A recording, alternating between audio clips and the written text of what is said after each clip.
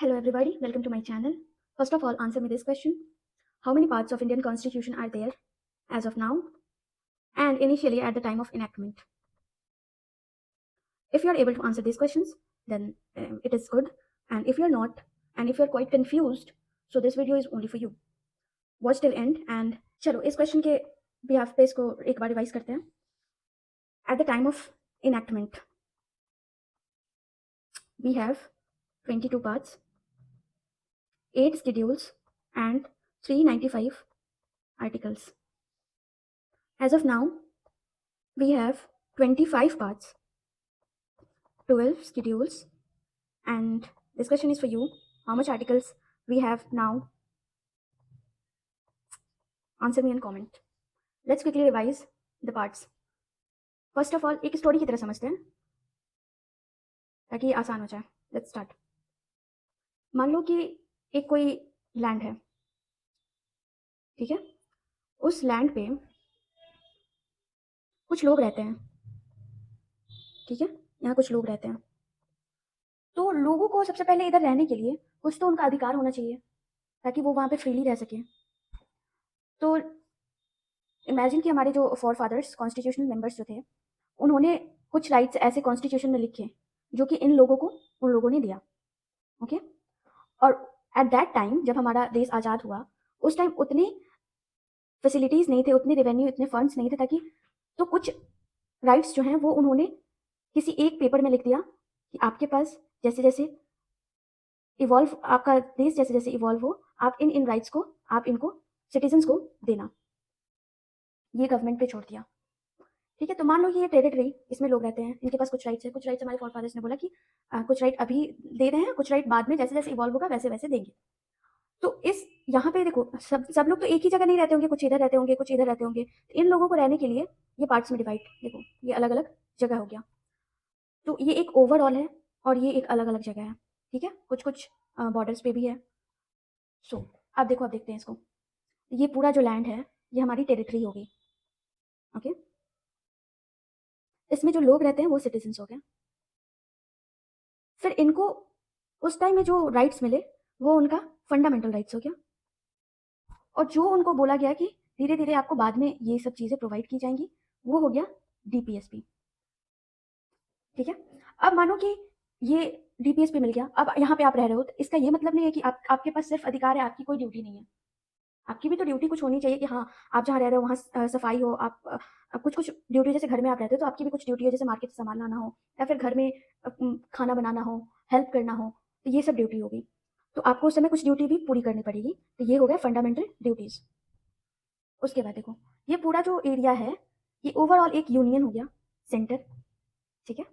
अब इसको डिवाइड कर दिया, अलग अलग जगह पे लोग रहते हैं, तो ये स्टेट हो गया. अब जैसे जैसे मैंने बताया है वैसे वैसे चलो इसको देखते हैं.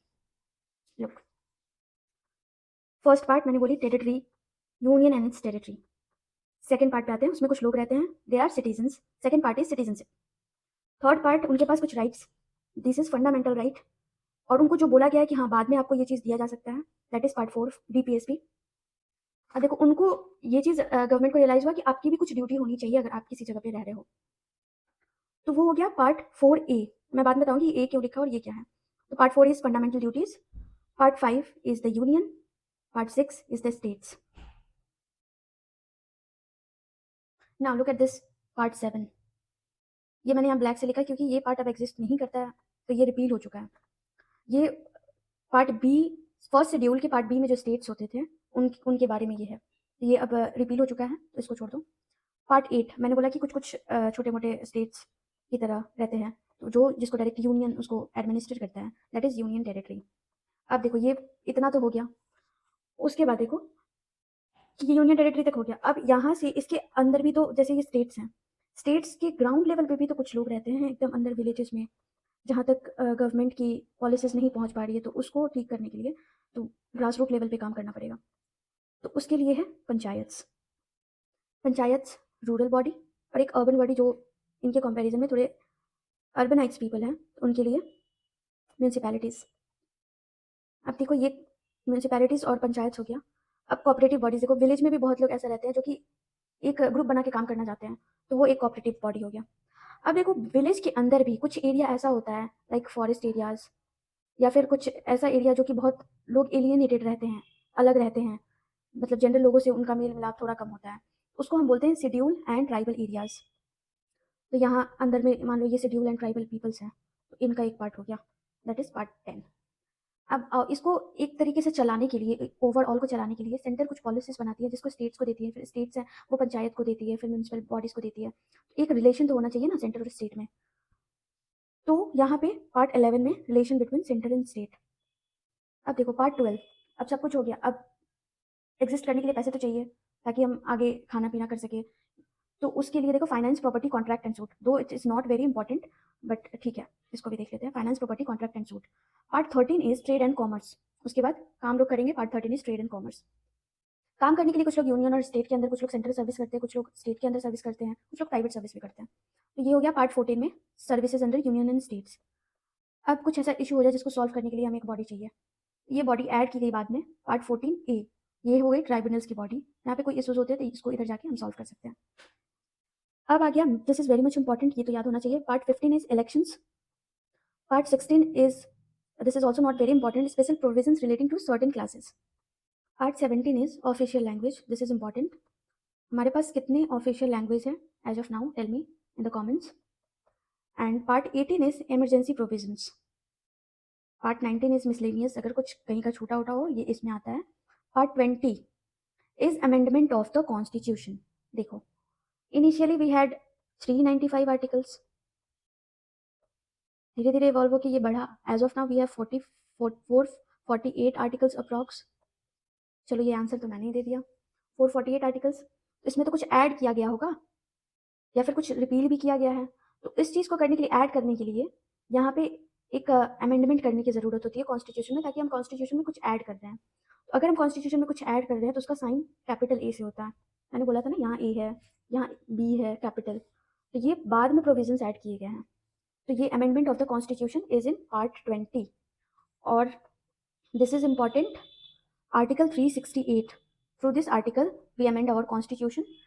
And this is part 21 is transit and special provision, transition and special provision. And this is part 22, short title, commencement, authority text and Hindi and repeals. ये है, ये उतना important नहीं है. Basically we have to study and remember this one is part 20, amendment of the constitution, part 18, emergency provisions, part 17, official languages, and part 15 is elections, part 14A ये add कब किया गया था, देखो पार्ट 14 में के बाद ये ऐड किया गया है, ये 42nd amendment, constitution amendment 1976। Now this one is important, यहाँ से तो पूरा याद होना चाहिए, part 1 to part 11। Okay, I hope आपको ये चीज़ समझ में आ रहा होगा। सो एक बार देख लेते हैं। Part 1 is Union and its territory. Part 2 is citizenship. Part 3 is fundamental rights. Part 4 is DPSP. Part 4A, sorry. Part 4A is added through 42nd Constitutional Amendment Act, 1976, fundamental duties. Part 5 is the Union. Part 6 is the states. Part 7 has been repealed. And Part 8 is Union territory. उसके बाद state के अंदर जाएंगे तो part 9 panchayat, फिर urban local bodies is municipality, ये भी add हुआ है 74th कॉन्स्टिट्यूशनल अमेंडमेंट एक्ट 1992 से। And this one is cooperative societies, part 9B, 100th Constitutional Amendment Act 2015. Part 10 is schedule and tribal areas. Part 11 is relation between center and states. यहाँ तक पूरा याद कर लो। एंड नाउ इसको याद कर लो, tribunals, elections, official language, emergency provisions, amendment of the constitution. अब देखो वी हैव 22 तो नंबर से दिया गया, अब ये 9A, 9B, 4A and this is 14A। 22 plus 1 2 3 4 4, ये तो 26 हो गया। And this one has been repealed, तो इसमें से 1 माइनस करेंगे तो we have 25 parts now. I hope आपको ये समझ आया होगा। So for more such videos subscribe to my channel and do like, share and comment. Thank you.